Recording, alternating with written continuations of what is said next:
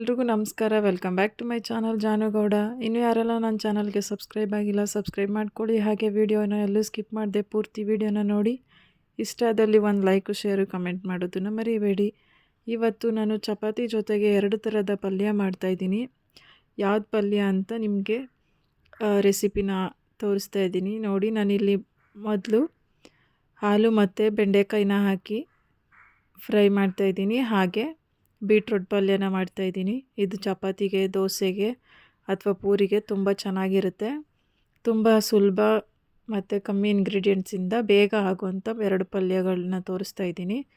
ನಾನಿಲ್ಲಿ ಚಪಾತಿ ಜೊತೆಗೆ ಮಾಡ್ಕೊಂಡಿದ್ದೆ, ಅದರಿಂದ ವಿಡಿಯೋ ಅಪ್ಲೋಡ್ ಮಾಡ್ತಾಯಿದ್ದೀನಿ ನೋಡಿ. ಮೊದಲು ನಾನಿಲ್ಲಿ ಬೆಂಡೆಕಾಯಿ ಪಲ್ಯಗೆ ಬೆಂಡೆಕಾಯಿ ಮತ್ತು ಒಂದು ಆಲೂಗಡ್ಡೆ ಸಣ್ಣದಾಗಿ ಹಚ್ಚಿಟ್ಕೊಂಡಿದ್ದೀನಿ. ಹಾಗೆ ಇಲ್ಲಿ ಪಲ್ಯ ಮಾಡೋದಕ್ಕೆ ಒಂದು ಟೊಮ್ಯಾಟೊ, ಈರುಳ್ಳಿ, ಹಸಿಮೆಣ್ಸಿನ್ಕಾಯಿ, ಕೊತ್ತಂಬರಿ ಸೊಪ್ಪು, ಹಾಗೆ ಒಂದು ಸ್ವಲ್ಪ ಕರಿಬೇವು ಮತ್ತು ತೆಂಗಿನಕಾಯಿ ತುರಿ ಇಷ್ಟು ತೊಗೊಂಡಿದ್ದೀನಿ. ಇವಾಗ ಒಂದು ಬಾಣಲೆ ಇಟ್ಟು ಬಾಣಲೆ ಕಾಯ್ತಾ ಇದೆ. ಕೆಲವರು ಬೆಂಡೆಕಾಯಿನ ಫ್ರೈ ಮಾಡಿ ಆಮೇಲೆ ಮಾಡ್ತಾರೆ. ಇಲ್ಲಿ ನಾನು ಫ್ರೈ ಮಾಡ್ದೇ ಒಂಚೂರು ಕೂಡ ಲೋಪ್ಲಿ ಇಲ್ಲದೆ ಲೋಳೆ ಥರ ಇರುತ್ತೆ ಅಂತೀರ, ಅದು ಒಂಚೂರು ಇಲ್ಲದೆ ಇರೋ ಥರ ಯಾವ ರೀತಿ ಡೈರೆಕ್ಟಾಗಿ ಮಾಡ್ಕೊಳ್ಳೋದು ಅಂತ ತೋರಿಸ್ತೀನಿ. ವಿಡಿಯೋನ ಸ್ಕಿಪ್ ಮಾಡಿದೆ ನೋಡಿ. 2 ಟೇಬಲ್ ಸ್ಪೂನ್ ಆಯಿಲ್ ಹಾಕ್ಕೊಂಡಿದ್ದೀನಿ. ಅದಕ್ಕೆ 1 ಸ್ಪೂನು ಸಾಸಿವೆ, 1 ಸ್ಪೂನ್ ಜೀರಿಗೆ, ಹಾಗೆ 1 ಸ್ಪೂನು ಕಡಲೆಬೇಳೆ, 1 ಸ್ಪೂನ್ ಅಥವಾ 2 ಸ್ಪೂನು ಕಡಲೆಬೇಳೆ ಮತ್ತು ಕರಿಬೇವು ಇಷ್ಟು ಹಾಕಿ ಸ್ವಲ್ಪ ಫ್ರೈ ಆಗಲಿ. ಅದಕ್ಕೆ ಏನು ಸಣ್ಣದಾಗಿ ಹಚ್ಚಿಟ್ಕೊಂಡಿದ್ದೀವಿ ಹಸಿಮೆಣ್ಸಿನ್ಕಾಯಿ, ನಿಮಗೆ ಖಾರ ನೋಡಿಕೊಂಡು ಹಾಕ್ಕೊಳ್ಳಿ. ಹಸಿಮೆಣ್ಸಿನ್ಕಾಯಿ ಹಾಕಿದ್ಮೇಲೆ ಸ್ವಲ್ಪ ಫ್ರೈ ಮಾಡ್ಕೊಳ್ಳಿ. ಅದು ಸ್ವಲ್ಪ ಖಾರ ಬಿಡುತ್ತೆ ಮತ್ತು ಚೆನ್ನಾಗಿ ಫ್ರೈ ಆಗುತ್ತೆ ಹಸಿಮೆಣ್ಸಿನ್ಕಾಯಿ.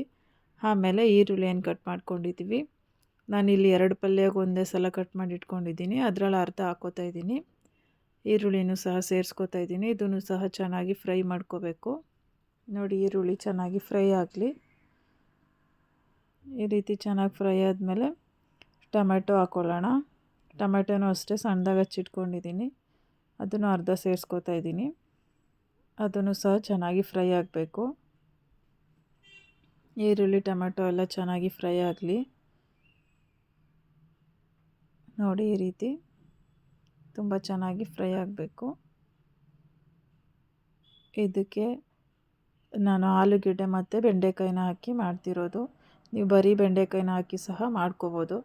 ಇವಾಗ ಅರ್ಧ ಸ್ಪೂನ್ ಅರಿಶಿನ, 1 ಸ್ಪೂನ್ ಚಿಲ್ಲಿ ಪೌಡರು, ಕೆಂಪು ಮೆಣಸಿನ್ಕಾಯಿ ಪುಡಿ, ಹಾಗೆ 1 ಸ್ಪೂನು ಧನಿಯಾ ಪುಡಿ ಇಷ್ಟು ಸೇರಿಸ್ಕೊತಾ ಇದ್ದೀನಿ ನೋಡಿ. ಇದನ್ನು ಚೆನ್ನಾಗಿ ಫ್ರೈ ಮಾಡ್ಕೊಳ್ಳಿ. ಸ್ವಲ್ಪ ಫ್ರೈ ಆದರೆ ಸಾಕು. ಇವಾಗ ಸಣ್ಣದಾಗಿ ಏನು ಹಚ್ಚಿಟ್ಕೊಂಡಿದ್ದೆ ಆಲೂಗೆಡ್ಡೆ, ಮೊದಲು ಆಲೂಗೆಡ್ಡೆನ ಹಾಕ್ಕೊಂಡು ಫ್ರೈ ಮಾಡ್ಕೋತಾ ಇದ್ದೀನಿ. ನಾನು ಆಲೂಗೆಡ್ಡೆನ ಕಟ್ ಮಾಡಿ ನೀರಲ್ಲಿ ಹಾಕ್ಕೊಂಡಿದ್ದೆ, ಇಲ್ಲಾಂದರೆ ಕಪ್ಪಾಗಿಬಿಡುತ್ತೆ. ಕಟ್ ಮಾಡಿದ ತಕ್ಷಣ ನೀರಲ್ಲಿ ಹಾಕ್ಕೊಂಡ್ರೆ ಯಾವಾಗ ಕಟ್ ಮಾಡಿರ್ತೀವಿ ಅದೇ ರೀತಿ ಫ್ರೆಶ್ ಆಗಿರುತ್ತೆ ನೋಡಿ. ಈ ರೀತಿ ಮಿಕ್ಸ್ ಮಾಡ್ಕೊಳ್ಳಿ ಆಲೂಗೆಡ್ಡೆನ ಹಾಕಿ. ಇದು 1-2 ನಿಮಿಷ ಚೆನ್ನಾಗಿ ಫ್ರೈ ಆಗಬೇಕು ಆಲೂಗೆಡ್ಡೆ ನೋಡಿ. ಈ ರೀತಿ ಎಣ್ಣೆಲೇ ಫ್ರೈ ಆಗಬೇಕು ಆಲೂಗೆಡ್ಡೆನೂ ಸಹ. ನಾನಿಲ್ಲಿ ಯಾವುದೇ ರೀತಿ ನೀರನ್ನು ಸೇರಿಸ್ಕೋತಾ ಇಲ್ಲ, ಹಾಗೆ ಫ್ರೈ ಮಾಡಿ ಬೇಯಿಸ್ತಾ ಇದ್ದೀನಿ. ಆಲೂಗೆಡ್ಡೆ ಹಾಗೆ ಫ್ರೈ ಆದರೆ ಎಣ್ಣೆಲೇ ಬೆಂದೋಗುತ್ತೆ. ಇವಾಗ ಒಂದು ಸ್ವಲ್ಪ ಉಪ್ಪು ಸೇರಿಸ್ಕೋತಾ ಇದ್ದೀನಿ ನೋಡಿ. ಉಪ್ಪು ಹಾಕಿದ್ರೆ ಬೇಗ ಬೇಯುತ್ತೆ, ಅದರಿಂದ ಉಪ್ಪು ಹಾಕೋತಾ ಇದ್ದೀನಿ. ಇವಾಗ ಉಪ್ಪು ಹಾಕಿದ್ಮೇಲೆ ಒಂದು ಸಲ ಮಿಕ್ಸ್ ಮಾಡ್ಕೊಳ್ಳೋಣ. ಈ ರೀತಿ ಚೆನ್ನಾಗಿ ಮಿಕ್ಸ್ ಮಾಡ್ಕೋಬೇಕು. ತುಂಬ ಅಂದರೆ ತುಂಬ ಚೆನ್ನಾಗಿರುತ್ತೆ ಚಪಾತಿಗೆ ಮತ್ತು ಈಸಿ ಕೂಡ. ಈ ರೀತಿ ಮಾಡಿಕೊಟ್ರೆ ಮನೇಲಿ ಎಲ್ಲರೂ ಇಷ್ಟಪಟ್ಟು ತಿಂತಾರೆ. ಅದರಿಂದ ಈ ರೀತಿ ಮಾಡಿ ಒಂದು ಸಲ ಹೇಗೆ ಬಂತು ಅಂತ ಕಮೆಂಟಲ್ಲಿ ತಿಳಿಸಿ. ಇವಾಗ ಆಲೂಗಡ್ಡೆ ಫ್ರೈ ಆಗಿದೆ. ಏನು ಕಟ್ ಮಾಡಿ ಇಟ್ಕೊಂಡಿದ್ದೀನೋ ಬೆಂಡೆಕಾಯಿ, ಅದನ್ನು ಡೈರೆಕ್ಟಾಗಿ ನಾನು ಆಲೂಗಡ್ಡೆ ಜೊತೆನೇ ಸೇರಿಸ್ಕೊತಾ ಇದ್ದೀನಿ. ಕೆಲವರು ಬೆಂಡೆಕಾಯಿನ ಸಪ್ರೇಟಾಗಿ ಹುರಿದು ಫ್ರೈ ಮಾಡಿ ಮತ್ತೆ ಮಾಡ್ತಾರೆ. ಅದರ ಅವಶ್ಯಕತೆ ಏನಿಲ್ಲ. ಈ ರೀತಿ ಡೈರೆಕ್ಟಾಗಿ ಹಾಕ್ಕೋಬೋದು. ನಿಮಗೆ ಒಂಚೂರು ಕೂಡ ಲೋಳೆ ಥರ ಬರೋದಿಲ್ಲ ನೋಡಿ. ಈ ರೀತಿ ಚೆನ್ನಾಗಿ ಮಿಕ್ಸ್ ಮಾಡಿಕೊಂಡು ಸ್ವಲ್ಪ 1 ನಿಮಿಷ ಚೆನ್ನಾಗಿ ಇದೇ ರೀತಿ ಫ್ರೈ ಮಾಡ್ಕೊಳ್ಳಿ. ಫ್ರೈ ಆದಮೇಲೆ ನೋಡಿ ಎಷ್ಟು ಚೆನ್ನಾಗಿ ಫ್ರೈ ಆಗಿದೆ ಅಲ್ವಾ. ಇವಾಗ ಫ್ರೈ ಆದಮೇಲೆ ಇದನ್ನು ಸ್ವಲ್ಪ ಹೊತ್ತು ಕ್ಲೋಸ್ ಮಾಡಿ ಬೇಯಿಸಿದ್ರೆ ಒಂದು ಚೂರು ಕೂಡ ಲೋಳೆ ಥರ ಬರೋದಿಲ್ಲ. ನೀವು ಕ್ಲೋಸ್ ಮಾಡಿ ಬೇಯಿಸೋದ್ರಿಂದ ಒಂದು ಚೂರು ಲೋಳೆ ಥರ ಇರೋದಿಲ್ಲ. ಬೇಕಾದರೆ ನೀವು ಒಂದು ಸಲ ಟ್ರೈ ಮಾಡಿ ನೋಡಿ ಮನೇಲಿ. ಎಷ್ಟೋ ಜನ ಫ್ರೈ ಮಾಡಿ ಎರಡೆರಡು ಪಾತ್ರೆನ ಯೂಸ್ ಮಾಡಿಕೊಂಡು ತುಂಬ ಟೈಮ್ ತೊಗೊಂಡು ಮಾಡ್ತೀರಾ. ಈ ರೀತಿ ಒಂದು ಸಲ ಟ್ರೈ ಮಾಡಿ, ಟೈಮು ಉಳಿಯುತ್ತೆ, ಹಾಗೆ ತುಂಬ ರುಚಿನೂ ಕೂಡ ಇರುತ್ತೆ. ಒಂದು ಚೂರು ಕೂಡ ಲೋಳೆ ಬರೋಲ್ಲ. ನೀವೇ ನೋಡಿ, ಇಲ್ಲೇ ಡೈರೆಕ್ಟಾಗಿ ತೋರಿಸ್ತಾ ಇದ್ದೀನಿ ನೋಡಿ. ಇವಾಗ ಚೆನ್ನಾಗಿ ಫ್ರೈ ಆಗಿದೆ. ಆಲೂಗಡ್ಡೆ ಬೆಂಡೆಕಾಯಿ ಎರಡೂ ಸಹ ಬೆಂದಿದೆ. ತುಂಬ ಅಂದರೆ ತುಂಬ ಚೆನ್ನಾಗಿದೆ. ನೀವು ಈ ರೀತಿ ಪಲ್ಯಗಳನ್ನ ಮಾಡ್ಕೊಳ್ಳಿ. ಫೈಬರು, ವಿಟಮಿನ್ಸ್ ಎಲ್ಲ ಸಿಗುತ್ತೆ ಮತ್ತು ಆರೋಗ್ಯಕ್ಕೂ ಒಳ್ಳೆಯದು. ಈಗ ಲಾಸ್ಟಲ್ಲಿ ಕೊತ್ತಂಬರಿ ಸೊಪ್ಪನ್ನ ಸೇರಿಸ್ಕೊಂಡ್ರೆ ಬೆಂಡೆಕಾಯಿ ಮತ್ತು ಆಲೂ ಫ್ರೈ ರೆಡಿ ಆಗುತ್ತೆ. ನೀವು ಬೇಕು ಅಂದರೆ ಸಪ್ರೇಟಾಗಿ ಆಲೂ ಫ್ರೈ ಆದರೂ ಮಾಡ್ಕೋಬೋದು ಅಥವಾ ಬೆಂಡೆಕಾಯಿ ಫ್ರೈ ಆದರೂ ಮಾಡ್ಕೋಬೋದು. ತುಂಬ ಅಂದರೆ ತುಂಬ ಚೆನ್ನಾಗಿರುತ್ತೆ. ಒಂದು ಸಲ ಟ್ರೈ ಮಾಡಿ. ಈಗ ಲಾಸ್ಟಿಗೆ ಎಲ್ಲ ಆದಮೇಲೆ ಒಂದು ಸ್ವಲ್ಪ ತೆಂಗಿನಕಾಯಿ ತುರಿ ಸೇರಿಸ್ಕೊಂಡ್ರೆ ಪಲ್ಯ ರೆಡಿ. ಈಗ ಬೀಟ್ರೋಟ್ ಪಲ್ಯ ಮಾಡೋದು ಹೇಗೆ ಅಂತ ನೋಡೋಣ. ನಾನಿಲ್ಲಿ ಸಣ್ಣದಾಗಿ ಹಚ್ಚಿಟ್ಕೊಂಡಿದ್ದೀನಿ. 2 ಬೀಟ್ರೋಟ್ನ ತೊಗೊಂಡು ಸಣ್ಣದಾಗಿ ಹಚ್ಚಿಟ್ಕೊಂಡಿದ್ದೀನಿ. ಹಾಗೆ 1 ಈರುಳ್ಳಿ, 1 ಟೊಮೆಟೊ, ಸ್ವಲ್ಪ ಕೊತ್ತಂಬರಿ ಸೊಪ್ಪು, ಹಸಿಮೆಣ್ಸಿನ್ಕಾಯಿ ಮತ್ತು ಕರಿಬೇವು ತೊಗೊಂಡಿದ್ದೀನಿ. ಇವಾಗ ಒಂದು ಬಾಣಲೆ ತೊಗೊಂಡು 1-2 ಸ್ಪೂನ್ ಆಯಿಲ್ ಹಾಕ್ತಾಯಿದ್ದೀನಿ. ಎಣ್ಣೆ ಕಾದಿದ್ದಕ್ಕೆ 1 ಸ್ಪೂನ್ ಸಾಸಿವೆ. ಬೀಟ್ರೋಟ್ ಪಲ್ಯನೂ ಅಷ್ಟೇ, ತುಂಬ ಜನ ಬೀಟ್ರೋಟ್ನ ಬೇಯಿಸಿ ಆಮೇಲೆ ಒಗ್ಗರಣೆ ಹಾಕ್ತೀರಾ. ಆ ರೀತಿ ಮಾಡಬೇಡಿ, ಅದರಿಂದ ಬೀಟ್ರೂಟಲ್ಲಿರೋ ಎಲ್ಲ ಅಂಶನೂ ಹೋಗಿಬಿಡುತ್ತೆ. 1 ಸ್ಪೂನ್ ಜೀರಿಗೆ, ಹಾಗೆ 1 ಸ್ಪೂನ್ ಕಡಲೆಬೇಳೆ ಇಷ್ಟನ್ನು ಹಾಕಿದ್ದೀನಿ. ಈ ರೀತಿ ಮಾಡ್ಕೊಳ್ಳಿ, ತುಂಬ ಅಂದರೆ ತುಂಬ ಚೆನ್ನಾಗಿರುತ್ತೆ. ನಾನು ಇಲ್ಲಿ ಯಾವುದೇ ರೀತಿ ಸಪ್ರೇಟಾಗಿ ಬೀಟ್ರೋಟ್ನ ಬೇಯಿಸ್ಕೊಂಡು ಮತ್ತು ಸೋಸಿ ಒಗ್ಗರಣೆ ಹಾಕ್ತಾಯಿಲ್ಲ. ಇಲ್ಲಿ ಡೈರೆಕ್ಟಾಗಿ ನಾನು ಬೇಯಿಸ್ತಾ ಇದ್ದೀನಿ. ಒಂಚೂರು ನೀರು ಸಹ ಏನೂ ಬೇಕಾಗಿಲ್ಲ, ಹಾಗೆ ಬೇಯುತ್ತೆ. ಇವಾಗ ಕರಿಬೇವು ಹಾಕೋತಾ ಇದ್ದೀನಿ. ಇವಾಗ ಏನು ಹಸಿಮೆಣ್ಸಿನ್ಕಾಯಿ ಕಟ್ ಮಾಡ್ಕೊಂಡಿದ್ದೀನಿ ಅದನ್ನು ಸೇರಿಸ್ಕೊಂಡು ಮಿಕ್ಸ್ ಮಾಡ್ಕೊತಿದ್ದೀನಿ. ಹಸಿಮೆಣ್ಸಿನ್ಕಾಯಿ ಸ್ವಲ್ಪ ಫ್ರೈ ಆಗಲಿ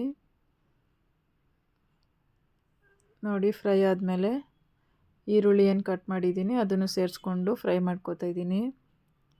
ಈ ರೀತಿ ಮಾಡ್ಕೊತೀನಿ. ಯಾರಿಗೆ ಬ್ಲಡ್ ಕಮ್ಮಿ ಇರುತ್ತೆ ಮತ್ತು ಅವ್ರಿಗೂ ತುಂಬ ಆರೋಗ್ಯಕ್ಕೆ ಒಳ್ಳೆಯದು ನೋಡಿ. ಈ ರೀತಿ ಚೆನ್ನಾಗಿ ಫ್ರೈ ಆಗಲಿ. ಬೀಟ್ರೂಟ್ನ ಹಾಗೆ ಸಹ ತಿನ್ಬೋದು, ಅದರಿಂದನೂ ಸಹ ರಕ್ತ ಹೆಚ್ಚು ಮಾಡ್ಕೋಬೋದು. ಹಿಮೋಗ್ಲೋಬಿನ್ ಯಾರಿಗೆ ಕಮ್ಮಿ ಇರುತ್ತೆ ಬೀಟ್ರೂಟ್ನ ಯೂಸ್ ಮಾಡೋದ್ರಿಂದ ಹಿಮೋಗ್ಲೋಬಿನ್ ಕೂಡ ಜಾಸ್ತಿ ಮಾಡ್ಕೋಬೋದು ನೋಡಿ. ಇವಾಗ ಸಣ್ಣದಾಗಿ ಹೆಚ್ಚಿಟ್ಟಿರೋಂಥ ಟೊಮೊಟೊನೂ ಸೇರಿಸ್ಕೊಂಡು ಮಿಕ್ಸ್ ಮಾಡ್ಕೋತಾ ಇದ್ದೀನಿ. ಒಂದು ಸ್ವಲ್ಪ ಚೆನ್ನಾಗಿ ಫ್ರೈ ಆಗಲಿ ನೋಡಿ. ಈ ರೀತಿ ಫ್ರೈ ಆದಮೇಲೆ ಅರ್ಧ ಸ್ಪೂನ್ ಅರಿಶಿನ, ಅರ್ಧ ಸ್ಪೂನ್ ಧನಿಯಾ ಪುಡಿ, ಹಾಗೆ ಒಂದು ಅರ್ಧ ಸ್ಪೂನು ಚಿಲ್ಲಿ ಪೌಡರು ಇಷ್ಟನ್ನು ಹಾಕ್ಕೊಂಡು ಸ್ವಲ್ಪ ಚೆನ್ನಾಗಿ ಮಿಕ್ಸ್ ಮಾಡ್ಕೋಬೇಕು. ಹಾಗೆ ನಿಮಗೆ ಯಾವ ಪಲ್ಯ ಇಷ್ಟ ಆಗುತ್ತೆ ಚಪಾತಿ ಜೊತೆ ಕಮೆಂಟಲ್ಲಿ ತಿಳಿಸಿ ನೋಡಿ. ಈ ರೀತಿ ಚೆನ್ನಾಗಿ ಮಿಕ್ಸ್ ಮಾಡ್ಕೊಳ್ಳೋಣ. ಇವಾಗ ಬೀಟ್ರೋಟ್ ಏನು ತೊಗೊಂಡಿದ್ದೆ ಕಟ್ ಮಾಡಿ ಅದನ್ನು ಸೇರಿಸ್ಕೊಂಡು ಫ್ರೈ ಮಾಡ್ಕೊತೀನಿ. ನಾನಿಲ್ಲಿ ಬೀಟ್ರೋಟ್ನ ಸಿಪ್ಪೆ ತೆಗೆದು ತೊಳೆದು ಕಟ್ ಮಾಡಿ ಇಟ್ಕೊಂಡಿದ್ದೀನಿ. ಕಟ್ ಮಾಡಿ ಇಟ್ಟಾದ್ಮೇಲೆ ತೊಳೆಯೋಕ್ಕೆ ಹೋಗಬೇಡಿ, ಅದರಲ್ಲಿರೋದೆಲ್ಲ ಹೋಗುತ್ತೆ. ಅದರಿಂದ ಹಾಗೆ ಕಟ್ ಮಾಡಿ ನಾನಿಲ್ಲಿ ಡೈರೆಕ್ಟಾಗಿ ಫ್ರೈ ಮಾಡಿಕೊಂಡು ಪಲ್ಯ ಮಾಡ್ತಿದ್ದೀನಿ. ಇವಾಗ ಉಪ್ಪು ಸೇರಿಸ್ಕೊತಾ ಇದ್ದೀನಿ.